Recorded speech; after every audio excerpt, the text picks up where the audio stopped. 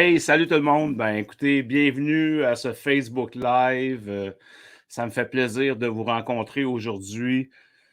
En fait, un peu plus à l'aise avec les technologies. Naturellement, j'ai fait des tests cette semaine, fait que je suis en mesure un peu plus, je l'espère, d'être en mesure de gérer un peu plus les commentaires, les trolls, puis tout ça. En fait, ça me fait plaisir de vous retrouver pour vous présenter cette semaine, dans le cadre de ce Facebook Live-là, les déclencheurs. Les déclencheurs de colère et d'agressivité. En fait, j'avais le goût aujourd'hui de vous entretenir sur ce sujet-là parce que je trouvais ça important en lien avec la conscience de soi. Vous allez le voir au cours des Facebook Live que je vais faire. J'ai comme trois grands piliers pour moi qui sont importants en lien avec ce que je développe dans ma pratique. Puis la conscience de soi en est un. La connaissance de soi, c'en est un autre. Et naturellement, il y a la maîtrise de soi qui nous amène à apprendre à mieux gérer cette émotion qu'est la colère, qui nous amène nécessairement vers beaucoup plus d'affirmation de soi. C'est vraiment mon but, c'est de transformer l'énergie créatrice de la colère pour que vous en veniez à vous en servir pour vous affirmer de façon plus respectueuse et beaucoup plus responsable, beaucoup plus satisfaisant. Donc, en fait, aujourd'hui, ben, c'est ça, on va regarder ensemble les déclencheurs de colère. Puis, tu sais, si vous arrivez, puis vous êtes là, j'ai envie de vous dire, ben, bienvenue à ceux qui sont arrivés déjà, puis peut-être me faire un coucou pour m'indiquer votre nom, puis me dire que vous êtes là avec moi. Ça me fait vraiment toujours plaisir de savoir qui m'accompagne, parce que tant que vous ne mettez pas de commentaires, vous ne mettez pas votre nom, en fait, je ne peux pas savoir qui est là. Fait que c'est ça. Je me présente, ceux qui ne me connaissent pas, en fait, je me présente Normand Faubert, je suis TRA. Je suis thérapeute en relation d'aide, spécialiste en relation et gestion de la colère, aussi spécialiste en relation parce que, bon, j'accompagne également des couples dans le cadre de ma pratique. Fait que pour moi, c'est quelque chose qui aussi me stimule encore au quotidien par rapport à la communication interpersonnelle. Je me spécialise en gestion de la colère depuis 2015. J'ai fait ma formation au Centre de relations d'aide en 2009. Jusqu'en 2012, je pratiquais de 2012 à aujourd'hui. Et en 2015, j'ai décidé de me spécialiser en gestion de la colère. Donc, en fait, c'est ça. Puis, j'en fais vraiment ma pratique, là. Je tiens vraiment à ce que ça se développe, qu'on gère cette émotion-là de façon plus satisfaisante. J'accompagne, tu sais, c'est plate, mais j'accompagne souvent les gens qui arrivent par des ordonnances de cours, par ils ont eu des conséquences judiciaires qui nuisent à leur vie, tant au niveau de la DPJ que de la Cour de justice. Fait que oui, effectivement, il y a des clients qui m'arrivent par là. Puis moi, ce que je veux, ben, c'est de travailler en prévention pour éviter que ça arrive, pour éviter que ces situations malheureuses arrivent. Donc, c'est pour ça que bonjour Mireille Martin qui est là. En fait, c'est ça, c'est que je suis content de voir que tu es là. Puis, ben, ça me ferait plaisir, en tout cas, si jamais tu m'écris, que tu pourrais peut-être me référer, ça me ferait vraiment plaisir. Écoute, ça me fait plaisir que tu sois là. Si ça peut t'aider ou aider tes clients, tant mieux. Ben, c'est ça, c'est qu'aujourd'hui, ce que je voulais voir avec vous, c'est vraiment les déclencheurs de colère. En fait, il y en a quelques-uns, puis on va les passer rapidement. Là, je ne rentrerai pas dans tous les détails, mais je veux vraiment, parce qu'on est limité par le temps, mais je veux vraiment que vous compreniez le sens. Puis, en fait, c'est ça. Si vous voulez plus d'informations, vous aurez la chance soit d'aller sur ma chaîne YouTube. Hein, je vais mettre le lien à la fin du Facebook Live aujourd'hui de ma chaîne YouTube. Il y a beaucoup de vidéos qui vous donnent plusieurs astuces, des moyens puis de l'information sur mes services, puis tout ça. Fait que je vais vraiment vous inviter, si vous voulez plus d'informations, d'aller sur ma chaîne YouTube. Ça va me faire plaisir également de vous retrouver s'il y a des commentaires ou des questions tout au long du Facebook Live. Fait qu'écoutez, je commencerai rapidement avec le premier déclencheur, en fait, qui est l'envahissement. L'envahissement on le voit, si on peut le retrouver en fait, sur deux polarités, si je dirais ça ainsi. Là. Il y a l'envahissement psychique, qu'on va parler, puis il y a l'envahissement physique. En fait, je commencerai avec l'envahissement psychique. L'envahissement psychique, c'est la difficulté que je rencontre de certains de mes clients, je vais vous parler aussi de mon histoire personnelle parce que mon histoire personnelle est teintée naturellement de ce que je fais au niveau de ma pratique. Hein, parce que je ne pourrais pas travailler dans ce domaine-là si je ne porterais pas certains éléments, puis si je n'aurais pas fait le chemin pour apprendre à me connaître, prendre conscience de ce qui me déclenche, apprendre à me connaître et me maîtriser. Parfois, ça peut rester aussi des zones sensibles. Donc, l'envahissement psychique, c'est quelque chose que moi, je porte dans mon histoire de vie. Parce que dans mon histoire de vie, j'ai été envahi. Donc, psychiquement, j'ai reçu des choses par mes éducateurs, par des amis. Euh, il faut que vous sachiez que moi, étant plus jeune, j'ai vécu de l'intimidation. J'ai vécu de l'intimidation, du bullying à l'école, de l'humiliation en groupe. Donc, j'ai reçu des commentaires, j'ai reçu des choses qui m'ont naturellement, qui teintent mon histoire de vie, qui font partie de ce que je suis aujourd'hui, mais nécessairement qui ont développé une sensibilité que j'ai reçue, j'ai été envahi psychiquement. Je ne sais pas pour vous, tu sais, je donne des exemples. Là. Si c'est difficile pour vous de mettre des limites, vous avez une tendance à vous laisser envahir. Puis je le dis bien, hein, laisser envahir. Parce qu'on a une responsabilité de poser des limites, on a une responsabilité de s'affirmer. Mais avant de poser des limites, il faut nécessairement ressentir les limites. Fait que si je n'arrive pas à ressentir mes limites, ben, il y a de fortes chances que je me laisse envahir.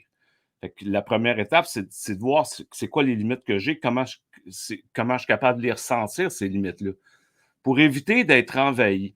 Si je mets une limite à quelqu'un, je dis non, arrête, c'est assez, j'en ai, tu sais, je suis plus capable, je suis plus capable de t'entendre, puis la personne continue, ben, naturellement, j'ai une responsabilité de soit m'en aller, de m'affirmer, puis de répéter ma limite, de dire, écoute, j'en ai vraiment assez, là, je suis plus capable, là, c'est ma responsabilité. L'autre peut continuer, mais l'autre, c'est juste un élément déclencheur extérieur à ce que je porte puis ce que je vis. Fait que l'envahissement psychique, c'est quelque chose qui est parfois peu connu, mais qui peut générer nécessairement, au niveau de la colère et de l'agressivité, quelque chose d'assez important. Donc, l'envahissement psychique, c'en est un. Donc, l'envahissement physique, c'est quelque chose aussi, bon, plus connu. Hein? Tu sais, quelqu'un qui est dans ta bulle, là, vraiment, là, puis là, qui va vraiment, il va te dire, bon, exemple, là, tu sais, tasse-toi, ou il fouille dans tes poches, ou, tu sais, l'envahissement physique, on pense à une personne qui est vraiment près de nous. Ça peut être également de l'envahissement physique, quelqu'un qui fouille dans notre téléphone cellulaire, quelqu'un qui rentre dans notre appartement sans nous demander la permission, quelqu'un au niveau géographique. De l'envahissement au niveau physique et géographique. Donc, il y a toute une notion de territoire. Il y a plusieurs territoires dans l'envahissement physique. J'y reviendrai dans un autre Facebook Live. Là. Je ne m'attendrai pas à la notion de territoire aujourd'hui. Mais il y a plusieurs territoires physiques dans lesquels on peut être envahi. Encore une fois, je le répète, c'est super important. Parce que si on se laisse envahir, tu sais, on peut bien dire, ouais, ben l'autre, il fait ci, il fait ça. Mais si moi, j'ai de la difficulté à mettre mes limites, puis là, il y a toute la notion de peur qu'on verra, là, mais si moi, j'arrive pas à mettre mes limites parce que j'ai peur de la réaction de l'autre, j'ai peur de blesser, puis là, je me laisse envers. Ça va revenir, ça, parce que le rapport à la responsabilité devient tellement important. Fait que tout le rapport à l'envahissement physique, c'est quelque chose qui nécessairement qui crée quelque chose dans la relation à soi et dans la relation à l'autre. Salut Olivier, Olivier qui est là sur le Facebook Live, ça me fait plaisir de te retrouver. Donc, c'est ça. L'envahissement psychique, physique, hein, je le nomme, donc c'est deux déclencheurs assez importants. Après ça, il y a quoi? Il y a les peurs. Bon, les peurs, naturellement, tu sais, je vous ai parlé un peu de moi au début, l'envahissement psychique, j'ai vécu ça à l'école, difficile, période difficile, mais c'est sûr que ça a amené une peur d'être dominé, une peur d'être contrôlé. Ça réveille ça. S'il y a quelque chose en lien avec mon histoire qui fait que j'ai peur d'être dominé, peur d'être contrôlé, peur d'être rejeté, peur d'être abandonné, peur de ne pas être aimé, ça peut générer de la colère et de l'agressivité. Donc, ça va me demander d'être sensible à moi. Sensible, c'est quoi les peurs? Parce que les peurs, c'est aussi une émotion de base comme la colère. Donc, ça me demande d'être sensible à ce que, autant mes limites, mes peurs, l'émotion de la colère, ça me demande de porter une sensibilité par rapport à ce que je porte. Fait que je vous ramène à la conscience de soi. Si je suis conscient de ce que je vis, bien, ça va être beaucoup plus facile de ressentir mes limites et de m'affirmer avec respect.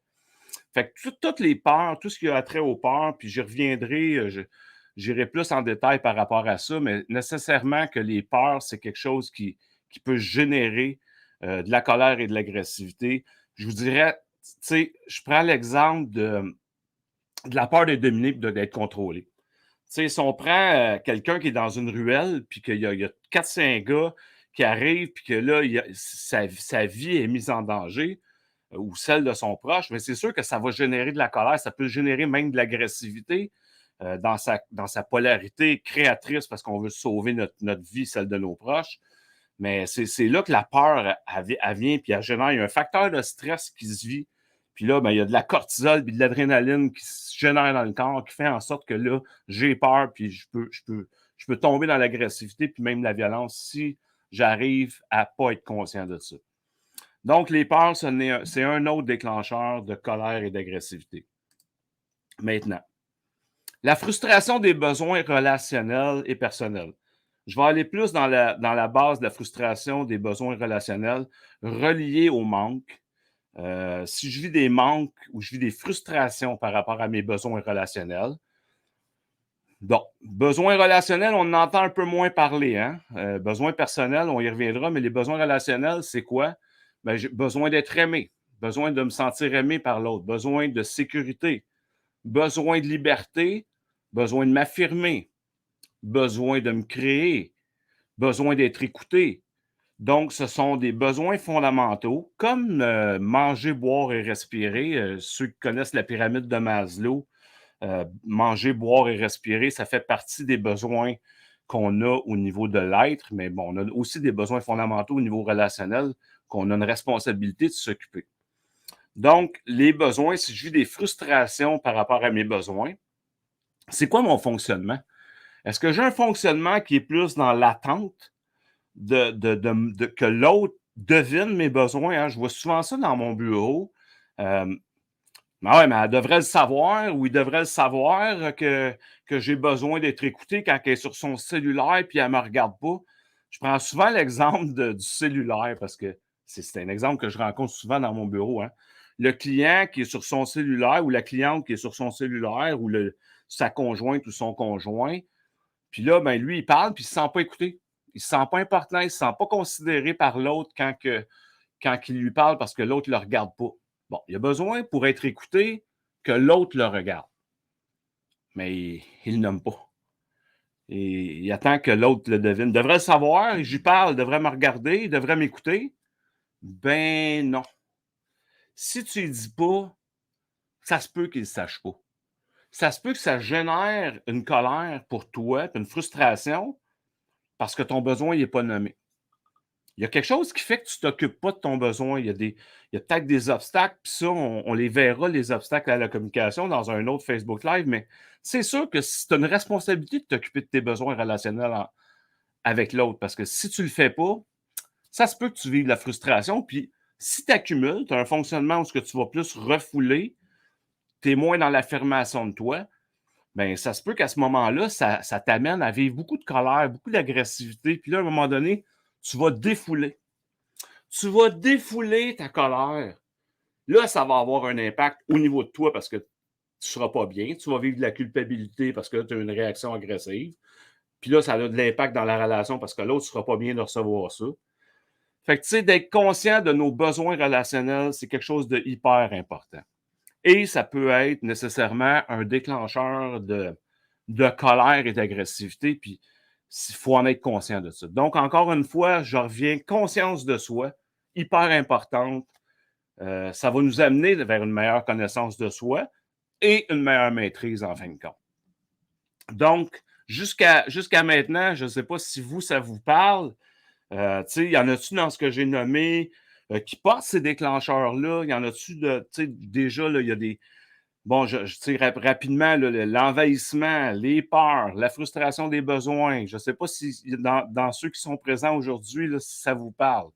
Mais écrivez-moi un commentaire s'il y a quelque chose qui vous parle là-dedans. Ensuite, on va passer à la zone sensible reliée au passé. Les zones sensibles reliées au passé, c'est quoi? Plusieurs vont les nommer étant entre autres, des blessures affectives. Il y a Lise Bourbeau qui les appelle les 5 blessures de l'âme. Lise Bourbeau d'Écoute ton corps, pour ceux qui connaissent. En fait, c'est ça. C'est que on porte des blessures, on porte des zones sensibles qui font en sorte que si on ne les connaît pas, je donne souvent l'exemple, là, je ne sais pas si pour vous, là, une petite brûlure au 3e degré, si ça vous est déjà arrivé, ou même au 2e degré, là, mais ça fait mal. Quand on y touche, puis c'est pas guéri, ça fait mal. Ça réveille quelque chose de sensible. Donc, le but, c'est quand on apprend à prendre conscience de ça, on apprend à se connaître, il y a une peau qui se forme, on en prend soin. Il y a des façons d'en prendre soin. On verra ça ultérieurement, éventuellement, mais il y a une façon, oui, il y a une façon de prendre soin de ses blessures. Mais il faut tout d'abord savoir qu'on les porte. Il faut d'abord savoir qu'on a une zone sensible par rapport à ça. Tu sais, vous savez, je l'ai parlé en début de Facebook Live aujourd'hui de moi, ma sensibilité par rapport à la peur d'être dominé, par rapport à la peur d'être envahi. Moi, c'est quelque chose que j'ai développé au fil du temps qui fait que, oui, je suis sensible à l'envahissement. L'envahissement psychique, l'envahissement physique. Puis c'est quelque chose que j'ai besoin de mettre en place, des mécanismes de protection, des facteurs de protection dans ma vie pour être moins déclenché, pour prendre soin de moi, sans vouloir changer l'autre, sans vouloir changer l'extérieur. Mais il a fallu que je prenne conscience de ce qui me dérangeait. Puis c'est par une meilleure connaissance de moi, naturellement, que j'en suis venu à pas être. Oui, c'est moins sensible. Effectivement, c'est moins sensible parce qu'il y a comme une peau qui s'est créée probablement à l'intérieur de mon fonctionnement psychique qui fait que je suis moins déclenché par l'extérieur par rapport à ces zones sensibles. Donc, ça, c'est quelque chose qui. Puis, tu sais, je vous disais, il peut y avoir tu sais, le rapport à l'infériorité, le rapport à la culpabilisation, le rapport à l'humiliation, les zones sensibles reliées à l'abandon, au rejet. Donc, c'est toutes des choses qui font en sorte que c'est des blessures affectives qu'on porte, qui fait que ça peut avoir un impact au niveau de la gestion ou l'émanation ou la colère et l'agressivité peut être réveillée. On se demande pourquoi. Donc, c'est des choses qui peuvent déclencher de la colère et de l'agressivité. Donc, en fait, je vous parlerai du dernier déclencheur qui est un déclencheur relié aux besoins de l'être. Donc, les besoins de l'être, ça fait partie des besoins qu'on a, nous, avec nous. Hein? La fatigue et le stress, c'est quelque chose qui est plus relié aux besoins de l'être. Donc, si je ne prends pas soin de mon sommeil, si je ne prends pas soin des facteurs de stress environnants, trop de travail, trop de charge au niveau émotif, je ne suis pas conscient de ça, puis j'en porte beaucoup sur mes épaules, mais nécessairement, je vais vivre plus d'intolérance, plus d'impatience, puis ça va faire en sorte nécessairement que ça peut avoir un impact, puis ça peut réveiller une colère et une agressivité, puis je ne suis pas conscient. Donc, c'est important d'être conscient de ce qu'on porte au niveau des facteurs de stress, au niveau des besoins de l'être. Est-ce que je prends soin de mes besoins au niveau de l'être? Donc, en fait, c'est ça. Ce sont les déclencheurs de colère et d'agressivité. Là, je vois que Mireille me dit, ça me parle envahissement. Elle me parle de besoins relationnels. Donc, c'est quelque chose pour Mireille. Merci Mireille de tes commentaires. C'est quelque chose pour toi qui est réveillé, là, qui fait en sorte que ça peut générer une colère. Fait que je suis content de voir que ça peut te permettre de prendre conscience de ça. Tant mieux, tu sais, ça pourra t'aider, en tout cas, dans la capacité de gérer si tu vois qu'il y a une colère qui est éveillée. Puis, tu sais, en fait, je veux vous dire aussi, tu sais, les déclencheurs, je parle de déclencheurs de colère et d'agressivité. Je les ai nommés aujourd'hui. Je vais vous répéter, parce que je le dis souvent, puis vous allez m'entendre souvent dans mes Facebook Live le nommer et le renommer. le déclencheur extérieur, c'est pas quelque chose nécessairement qu'on a du pouvoir dessus. Le déclencheur extérieur vient déclencher en nous des émotions désagréables. Ça, c'est pas la cause. La cause, ça nous appartient. La cause de ce qu'on porte, de ce qu'on vit, c'est notre responsabilité de s'en occuper.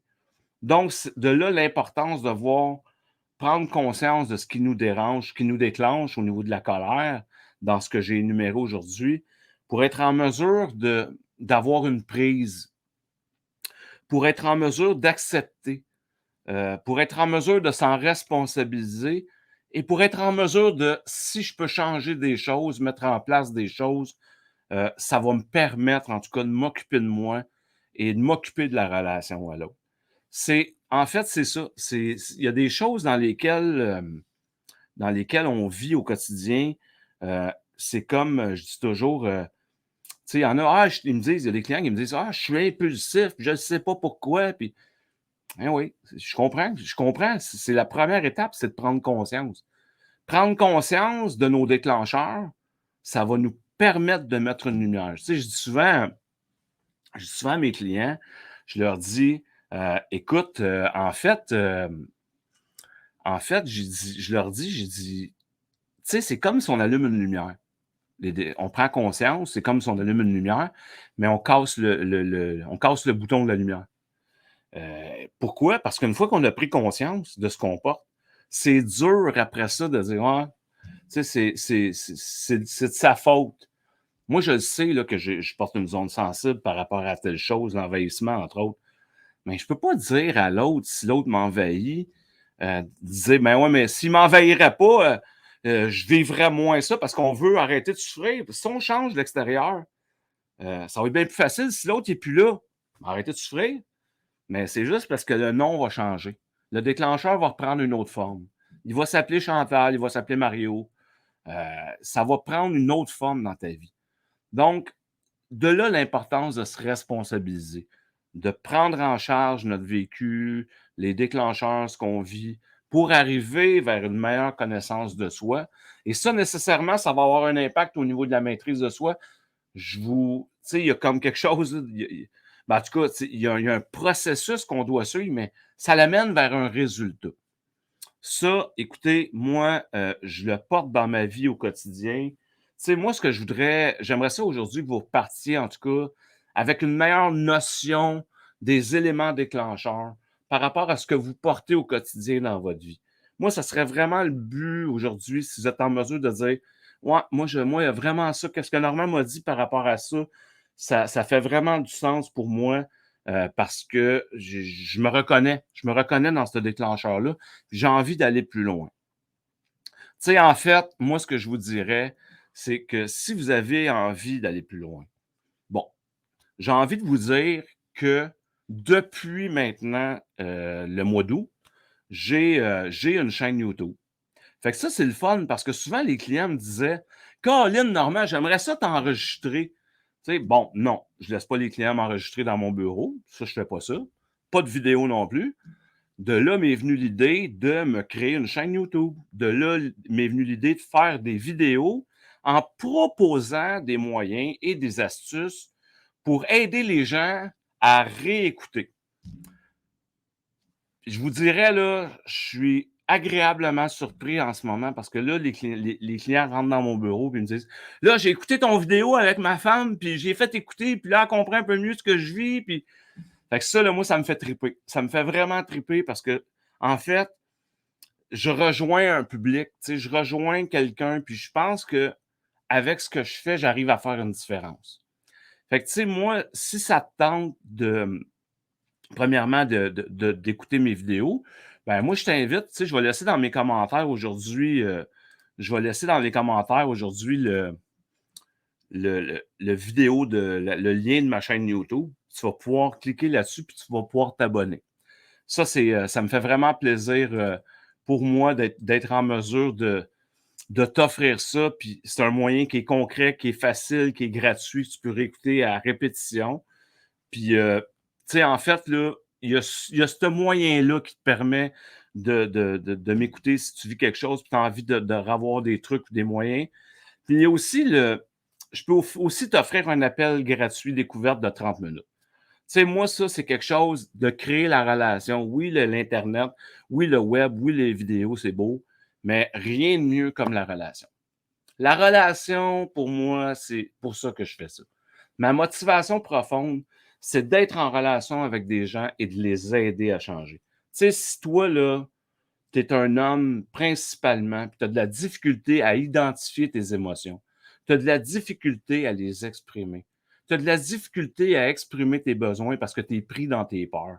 Tu ne sais pas c'est quoi les obstacles qui t'empêchent, puis qui font en sorte dans ton fonctionnement que tu es plus dans le refoulement. Tu refoules, tu n'en parles pas, puis ça vient que tu défoules. Ben écoute, moi, ce que je te propose, là, c'est vraiment un moment de relation avec moi, un 30 minutes bien investi gratuit. Puis ça va te permettre, en fait, de, de- d'aller plus loin, de voir si ensemble, moi, je suis en mesure de t'accompagner. Puis ça me fait vraiment, ça me ferait vraiment, mais vraiment plaisir. Mes coordonnées sont disponibles sur mon site Internet. Tu as beaucoup d'informations aussi sur mon site. Puis, ben écoute, si tu le réécoutes en replay, c'est correct aussi.